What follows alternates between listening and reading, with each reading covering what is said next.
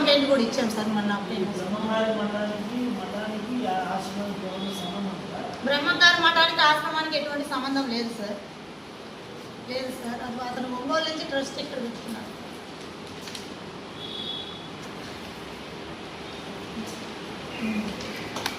Post mortem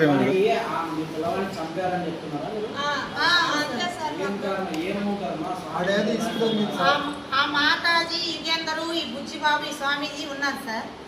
ఉన్న తర్వాత వీళ్ళ మధ్యలో ఏదో విషయం జరిగింది సార్. నేనైతే క్లారిటీగా చెప్పకూడదు. ఆ విషయం జరిగింది నా కొడుకు చూశాడు సార్. చూసినందువల్లనే మా అబ్బాయిని ఈ విధంగా చంపి చావు బతుకులు ఉన్న కరెంటు మీద ఇస్త్రేసి చంపేశారు సార్.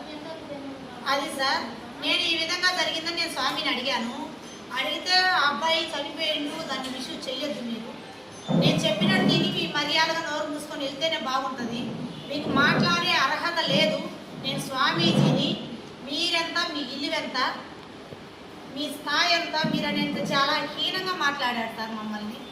దాన్ని మాట్లాడండి ఈ నుంచి అనే లెక్కలో మాట్లాడాడు సార్. అవును సార్. లేదు లేదు సార్, వేరే వాళ్ళు చెప్పడం వల్ల మా అబ్బాయికి చెన్నైలో నేలకు సర్టిఫికేట్ ఇచ్చారు. వేరే వాళ్ళు చెప్పడం, వేదం సంస్కృతం చెప్తున్నాడు, ఇక్కడ బాగా చదువు ఉంది, పిల్లలకి క్రమశిక్షణ పద్ధతి అన్నీ బాగున్నాయి. అందువల్ల చెప్పడం వల్ల నేను జాయిన్ చేసి 3 సంవత్సరాలు అయింది సార్. ఈ సంవత్సరం కూడా నేను మార్పిద్దాం అనుకున్నాను.